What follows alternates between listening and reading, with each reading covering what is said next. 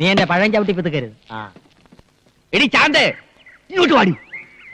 നമ്മുടെ മോളും മരുമോനും ഊട്ടിക്ക് പോയിരിക്കുന്നു ഹണിമൂണിൽ. അതിന് നിങ്ങൾ എന്തിനാ ഇങ്ങനെ കിടന്ന് തൊള്ള തുറക്കുന്നേ? മോൻ ഫോൺ ചെയ്തപ്പോ കേട്ടതല്ലേ? നീ അപ്പൊ ശരിക്കും കേട്ടിട്ടുണ്ടാവില്ല. ഇപ്പൊ കല്യാണം കഴിക്കണ ഏത് തെണ്ടി ഹണിമൂണിന് പോണത് ഊട്ടിയിലോട്ടാണ്. പക്ഷെ ഞാൻ എന്റെ മോളെ ആഫ്രിക്കയിലോട്ടാണ് ഹണിമൂണിന് അയക്കാൻ പോണത്. എന്റെ ചെവിക്ക് ഒരു കുഴപ്പമില്ല, പതുക്കെ പറഞ്ഞാ മതി. ഞാൻ നിന്റെ കൂടെ അല്ലടേ പറഞ്ഞു. കേട്ടല്ലോ, ഇപ്പൊ മതിയായല്ലോ. എന്തിന്? ഊട്ടി. എന്തിനേ ഭരണി പൊക്കി കൊണ്ടുവരണത്? അവൾക്ക് മാങ്ങ അച്ചാർ വലിയ ഇഷ്ടമാണ്. അവിടെ ഒരു മാങ്ങ അച്ചാർ. അവളുടെ അടുക്കളയിൽ 24 കൂട്ടം അച്ചാർ കാണും. എന്നാലും ഒരെന്നാലും ഇല്ല. അവൾക്ക് അവിടെ പരമ സുഖമാണ്, ഒരു കുറവും വരില്ലടി.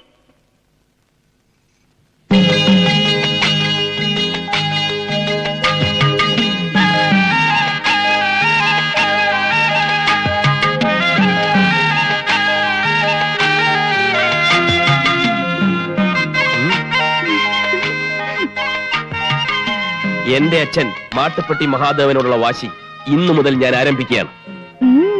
മനസ്സിലായില്ലേ? ആദ്യത്തെ ലോഡിറക്കാൻ പോവാണെന്ന്. എനിക്ക് വേണ്ടി പ്രാർത്ഥിക്കണം.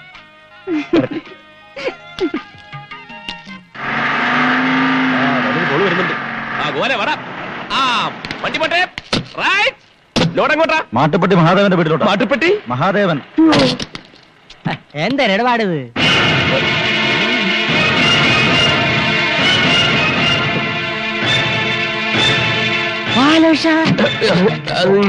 ഞാനല്ല.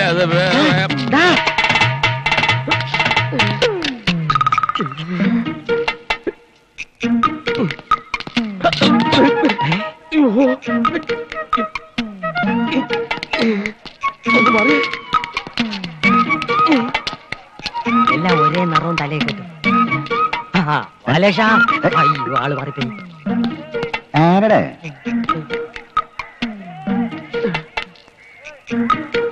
ആളെ മനസ്സിലായില്ല. പോയെന്നാ തോന്നുന്നു. രക്ഷപ്പെട്ട്.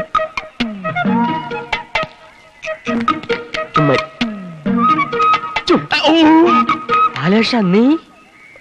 അതെ, ആള് മാറിപ്പോയിട്ടില്ല. ചുവന്ന ഷർട്ട്, കള്ളിമുണ്ട്, തലേക്കെട്ട്. കണ്ടാൽ അറിഞ്ഞൂടെ ഞാൻ വെറും കൂലിയാണെന്ന്. കൂലിക്കാരനോ? ഇന്നുവരെ അങ്ങനെ അല്ലായിരുന്നു. നിങ്ങളെ മോളെ കെട്ടിയതുകൊണ്ട് അങ്ങനെയായി മാറേണ്ടി വന്നു. അച്ഛനെ അറിയിക്കാതെ പെണ്ണ് കെട്ടിയ കുറ്റത്തിന് എന്നെ വീട്ടിൽ കയറ്റില്ല. അതെനിക്കൊരു വാശിയായി. ആ നിമിഷം ഞാൻ പ്രഖ്യാപിച്ചു, എന്റെ അച്ഛൻ മഹാദേവനെ പരസ്യമായി നാറ്റിക്കുമെന്ന്. അതിന് ഞാൻ കണ്ടെത്തിയ മാർഗമാണ് ഈ കൂലിവേഷം. ഞങ്ങൾ എവിടെയാ താമസിക്കുന്നത് അറിയാവോ? ചേരിയില്, ചേരിയില്. മോനെ, എനിക്ക് എന്റെ മോക്കും വേണ്ടി നീ അനുഭവിക്കണം ത്യാഗങ്ങൾ. നീ വലിയവനാണടാ, വലിയവൻ. ഇനി എന്തിനാണ് ചെയ്യേണ്ടത് എനിക്കറിയാം. ഞാൻ ക്വാരിയിട്ട വെള്ളം ഞാൻ തന്നെ ത്യാവിക്കളയാം. ഞങ്ങളെ അച്ഛന്റെ വീട്ടിലേക്ക് താമസിക്കാൻ ക്ഷണിക്കുകയാണല്ലേ? അതിന് മാത്രം അച്ഛൻ എന്നെ നിർബന്ധിക്കരുത്. ശരി, അങ്ങനെ അങ്ങോട്ട് നിർബന്ധിക്കുകയാണ്. അച്ഛാ, അച്ഛാ, അച്ഛാ, അച്ഛാ, അച്ഛൻ എന്താ ഒന്നും മിണ്ടാത്തത്? പ്രശ്നങ്ങളൊക്കെ തീർന്നു. ഞങ്ങൾ കൂടെ വരാൻ തയ്യാർ. മഹാദേവന്റെ വീട്ടിലോട്ട് പോട്ട്. അയ്യോ, അയ്യോ, മഹാദേവന്റെ വീട്ടിലോട്ടാ?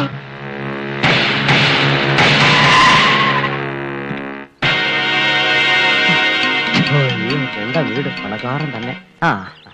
ആരാ? ഞാനാ. ഞാനെന്ന് പറഞ്ഞ അറിഞ്ഞൂടെ? ഞാൻ കുബേര, കുമാർ കുബേര. ഇരുന്നാട്ടെ. ഇരിക്കാം. ഒരു തരത്തിൽ പറഞ്ഞ ഞാനും താനും തന്തമാര്. താൻ തന്റെ മോന്റെ തന്ത, ഞാൻ എന്റെ മോടെ തന്ത. ഈയിടെ തന്റെ മോൻ ഒരു പെണ്ണിനെയും കെട്ടിക്കൊണ്ട് ഇവിടെ വന്നു. താൻ അവരെ പള്ളു വിളിച്ച് പുറത്താക്കി. ശരി എന്നെ? ഇനി തുറന്നങ്ങോട്ട് പറയാം. എന്റെ മോളെയാണ് തന്റെ മോൻ കെട്ടിയിരിക്കുന്നത്.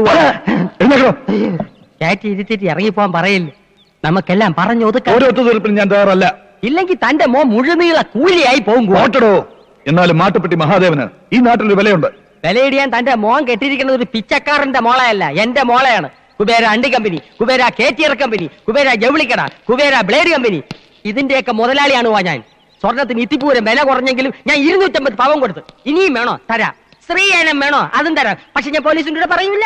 മകന്റെ അച്ചു വീട്ടിൽ നിന്ന് കൊണ്ടിരുന്ന സമ്പാദ്യം കൊണ്ട് തിന്നു കഴിയേണ്ട ഗതികേട് മഹാദേവനില്ല. സ്വത്തും പണവും ഞാൻ പ്രശ്നമാക്കിയിട്ടില്ല. അവൻ കെട്ടുന്ന പെണ്ണിന് തറവാടിത്തം, അന്തസ്, അഭിജാത്യം, ഇത് മൂന്നും വേണം. ആ മൂന്നെണ്ണം എനിക്ക് കൊണ്ടുപോവാ. ഇല്ല, നിങ്ങൾക്കതില്ല. ഉണ്ടായിരുന്നെങ്കിൽ ചെറുക്കന്റെ വീട്ടുകാരുമായിട്ടൊന്ന് ആലോചിച്ചേനെ. ചെറുക്കന്റെ തന്ത മരിച്ചിട്ടില്ലല്ലോ. ഇല്ല, എന്റെ അനുവാദമില്ലാതെ നടന്ന ഈ വിവാഹം അംഗീകരിക്കാൻ ഈ മാട്ടുപ്പെട്ടി മഹാദേവൻ അത്ര വിശാല മനസ്കനൊന്നുമല്ല. ഒരേ ഒരു മോനല്ലേ ഉള്ളൂ. ഒന്നുകൂടി ഒന്ന് ആലോചിച്ചിട്ട്. എനിക്കൊരു മകനുണ്ടായിരുന്നു. അവൻ മരിച്ചിട്ട് ഒരാഴ്ചയായി. അയ്യോ നാക്കി കുരുവരണ വർത്താനൊന്നും പറയല്ലേ. ഇറങ്ങി പോടാ വെളിയിൽ. താൻ മാട്ടുപ്പെട്ടി മഹാദേവനല്ല, മാട്ടുതൊട്ടി മഹാദേവൻ. ഇറങ്ങി പോടാ പുറത്ത്. ഓടേ മാട്ടുപട്ടി. വണ്ടിയുടെ എന്താ ഇത്? കൊറേ നേരായാലും എന്നെ പിടിച്ചിവിടെ നിർത്തിയിട്ട് എന്താ കാര്യം? അത് അച്ഛനോടുള്ള പ്രതികാരം തീർക്കാൻ പോയിട്ട് വന്നപ്പോ തുടങ്ങിയതാണല്ലോ ഈ ടെൻഷൻ. എന്താ വല്ലവരും കളിയാക്കിയോ? കാണും കാണും. മഹാനായ മഹാദേവന്റെ ഒരേ ഒരു മോനല്ലേ കൂലിപ്പണിക്ക് ഇറങ്ങിയത്. കളിയാക്കാണ്ടിരിക്കോ? ലക്ഷ്മി, ഇപ്പോ പറയാനും വയ്യ പറയാതിരിക്കാനും വയ്യ എന്നൊരവസ്ഥയിലാണ് ഞാൻ. എന്നാ പറ. നീ മാട്ടുപ്പെട്ടി മഹാദേവന്റെ മോനല്ല ആണോ? അല്ല. അല്ല എന്ന് പറയാൻ എന്തൊരു ഇത്ര വിമിട്ടം? കായ ഉണ്ടായ ശേഷം ആദ്യമായിട്ടാണ് എന്റെ മാനം കിടന്നത്. അതിന്റെ മനോവിഷമം തീർക്കാൻ രണ്ടാണോ അടിച്ചിട്ടാണ് ഞാൻ വന്നിരിക്കുന്നത്.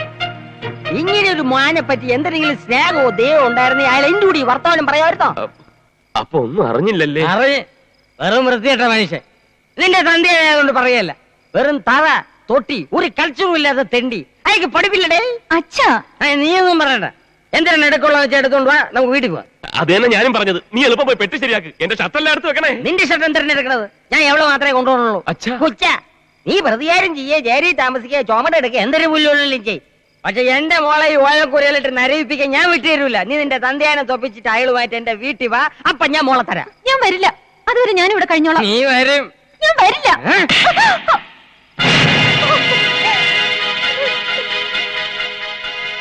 കുബേരയുടെ മോളാണ് എന്റെ കൂടെ വരും. എടി അവന്റെ അച്ഛനെ ആട്ടി പുറത്താക്കിയപ്പോ ഞാൻ തീരുമാനിച്ചാണ് നീ മഹാദേവന്റെ മോനായതുകൊണ്ടാണ് എന്റെ മോളെ തന്നത്. ഇനി നീ മഹാദേവന്റെ മോനായിട്ട് വാ. വെട്ടിറേ. വരൂല്ല. ആടി എടി വരേ. ഇല്ല ബാലേട്ടാ, എന്നെ പറഞ്ഞയക്കില്ല ബാലേട്ടാ. ഇല്ല ബാലേട്ടാ. പോവാൻ നേരത്താണ് അവക്ക് ഭർത്താവും കൂടി ഒരു സ്നേഹം. ബാലേട്ടാ, എന്നെ കൊണ്ടുപോകാൻ പറ. വണ്ടി താടിക്ക് തീ പിടിക്കുമ്പം ബീഡി കത്തിക്കരുത് ഉണ്ണികൃഷ്ണ. എങ്ങനെ ചിരിക്കാതിരിക്കും? ചട്ടനെ പൊട്ടൻ ചതിച്ചാ ഇങ്ങനെ കിടന്ന് ഇളിക്കാതെ എന്റെ അവസ്ഥ മനസ്സിലാക്കിയിട്ട് എന്തെങ്കിലും ഒരു വഴി പറഞ്ഞാടാ. ഇനി ഞാൻ ആലോചിച്ചിട്ട് ഒറ്റ വഴിയുള്ളൂ. വേഗം പറ. നിനക്ക് വേണ്ടി ഞാൻ പ്രാർത്ഥിക്കാം. ശവത്തി കുത്തരുത്. എന്നെ കുരുക്കിന്ന് ഊരാക്കുടിക്കിലേക്ക് ആക്കിയതിന് ദൈവം ഓൺ ദി സ്പോട്ടിൽ തന്ന ശിക്ഷയായത്. അല്ലെങ്കിലും അവളെ കൊണ്ടുപോയതിന് നിനക്കെന്തെത്ര വിഷമം? നിന്റെ പ്ലാൻ പോലെല്ലാം നടന്നില്ലേ? കൂടെ താമസിക്കാൻ അസലൊരു പെണ്ണും പിന്നെ അവളുടെ സ്വർണവും മറ്റോ അടിച്ചു മാറ്റിട്ടുണ്ടെങ്കിൽ അതും നിനക്ക് മുതലായില്ലേ? ഇനി അവള് പോയാലെന്ത് വന്നാലെന്ത്? ഉണ്ണികൃഷ്ണ, അവൾ എന്റെ ഭാര്യയാടാ. ഭാര്യ? ആ വാക്കിന്റെ അർത്ഥം എവിടെ നിനക്ക്? അറിയില്ലായിരുന്നു ഇതുവരെ. ഇല്ലാ കഥകൾ പറഞ്ഞ് കല്യാണം കഴിച്ചപ്പോഴും 2.5 കോടി വരുന്ന സ്വത്തിന്റെ ചിന്തയെ എനിക്കുണ്ടായിരുന്നുള്ളൂ. ജീവിതത്തെക്കുറിച്ച് അറിയില്ലായിരുന്നു. ഈ സ്നേഹത്തിനൊക്കെ ഇത്ര ശക്തി ഉണ്ടോടാ? നീ ആ ചേരിയിലെ പെണ്ണിനെ പ്രേമിച്ച് പിന്നാലെ നടന്ന് തല്ലുകൊള്ളുന്ന കണ്ടപ്പോ ഞാൻ കരുതി നിനക്കൊക്കെ മുഴുവട്ടാണെന്ന്. ഇപ്പൊ മനസ്സിലായി. 3 ദിവസം കൊണ്ട് 3 വർഷത്തെ സ്നേഹം ഞാൻ അറിഞ്ഞടാ. എനിക്കവളെ പിരിയാൻ വയ്യ. ദൈവമേ, ഇതേ കൂലി സാഹിത്യം പറയണേ. അപ്പൊ ഇതത് തന്നെ പ്രേമം. തലയ്ക്ക് കൊണ്ടാ. അപ്പൊ മുതലാളിയായാലും തൊഴിലാളിയായാലും പ്രേമം എന്നൊക്കെ പറഞ്ഞാ ഒന്ന് തന്നെ അല്ലേ? സത്യമെല്ലാം തുറന്നു പറഞ്ഞേക്കട്ടടാ. നീ വരൂ എന്റെ കൂടെ. ഇല്ല, ഈ തല്ലുകൊള്ളു പരിപാടി എല്ലാം ഞാൻ നിർത്തി. നീ അവിടെ ചെന്ന് ഓരോന്ന് പറഞ്ഞ് വെറുതെ ശരീരം കേടാക്കാൻ നോക്കണ്ട. ഞാൻ തീരുമാനിച്ചു. എല്ലാം പറഞ്ഞിട്ട് ഞാൻ അവളെ വിളിക്കും. ഒരു കൂലിയായി എന്റെ കൂടെ ഇറങ്ങി വരാൻ തയ്യാറാണോ എന്ന് ഞാൻ ചോദിക്കും. വന്നില്ലെങ്കിലോ? വന്നില്ലെങ്കിൽ വരാതിരിക്കോടാ. എന്തായാലും ഇന്നെല്ലാം ഒന്ന് കലങ്ങി തെളിഞ്ഞാൽ രണ്ടാളൊന്നും അറിയാൻ പറ്റും. എന്റെ ജീവിതവും രക്ഷപ്പെടും. നിക്ക്. നമ്മൾ ആദ്യം പോകുന്നത് നിന്റെ പെണ്ണിന്റെ അടുത്തേക്കല്ല, പിന്നെ എന്റെ അച്ഛന്റെ അടുത്തേക്ക്. സത്യാവസ്ഥ ബോധിപ്പിക്കണല്ലോ. ഞാൻ പെണ്ണ് കെട്ടിയിട്ടില്ല എന്ന് അറിയിക്കണമല്ലോ. എന്നിട്ട് നിന്റെ കൂടെ ഞാൻ എന്തിനു തയ്യാറാ? Okay okay. നിന്റെ ഈ ഇരിപ്പും മട്ടും ഭാവവും കണ്ടാത്തൊന്നും ഇവിടെ ആരോ മരിച്ചു. മരിച്ചോ? ഇല്ലല്ലോ. പിന്നെ ആ വഴിവെച്ചു പോയ സന്തതിയെ കുറിച്ച് ഓർത്താണെങ്കിൽ നീ വിഷമിക്കണ്ട. നമുക്ക് അവൻ മാത്രല്ലേ ഉള്ളൂ. പുകഞ്ഞ കൊള്ളി പുറത്ത്. അതാണ് എന്റെ പ്രമാണം. അവനൊരു തെറ്റ് ചെയ്തു, അതും പറഞ്ഞ് എത്ര കാലം അവനെ എങ്ങനെ ശിക്ഷിക്കുന്നേ? ആ തെറ്റവൻ തിരുത്തുന്നത് വരെ. എടി, നന്നായിട്ട് പഠിക്കാൻ ഇവിടെ നിന്നാൽ പോരാ. ഹോസ്റ്റലിൽ തന്നെ പോണമെന്ന് കള്ളം പറഞ്ഞിറങ്ങിയത് ഏതോ ഒരുത്തിയെ പിടിച്ചിറങ്ങിക്കൊണ്ട് വരാനാണെന്ന് ഞാൻ അറിഞ്ഞില്ലല്ലോ. നിന്നോടെങ്കിലും ഒരു വാക്കവൻ പറഞ്ഞോ? ഇല്ലല്ലോ. സംഭവിക്കേണ്ടത് സംഭവിച്ചു. ഇനി പറഞ്ഞിട്ട് എന്ത് കാര്യം? ആ പെൺകുട്ടിയുടെ അച്ഛൻ ഇവിടെ വന്ന് മാപ്പ് ചോദിച്ചില്ലേ? ആ കുടുംബത്തിന്റെ നിലവാരം അയാളുടെ സംസാരത്തോടെ എനിക്ക് ബോധ്യായി. ഞാൻ ഇതുവരെ ഒന്നും ആവശ്യപ്പെട്ടിട്ടില്ല, ഒന്നും എതിർത്ത് പറഞ്ഞിട്ടുമില്ല. എനിക്കെന്റെ ഉണ്ണിയെ കാണാതിരിക്കാൻ വയ്യ. ഏതൊരച്ഛനുമുണ്ട് മകനെ കുറിച്ചുള്ള പ്രതീക്ഷകൾ. അവന്റെ കല്യാണം എന്ന് പറഞ്ഞാൽ ഒരു ഉത്സവമായിരുന്നു എന്റെ മനസ്സിൽ. എല്ലാം തകർത്തില്ലേ അവൻ. സമ്മതിക്കുമായിരുന്നല്ലോ ഞാൻ. എന്നോടൊരു വാക്ക് മുൻകൂർ പറഞ്ഞിരുന്നെങ്കിൽ നടത്തിക്കൊടുക്കുമായിരുന്നല്ലോ അവന്റെ ഇഷ്ടമുള്ള വിവാഹം. എന്റെ സ്വപ്നം പോലെ തന്നെ. മഹാദേവൻ ആരുടെ മുമ്പിലും തല താഴ്ത്തിയിട്ടില്ല. ഇനിയിപ്പോ നിനക്ക് വേണ്ടി മകന്റെ മുമ്പിൽ താഴണോ? അത്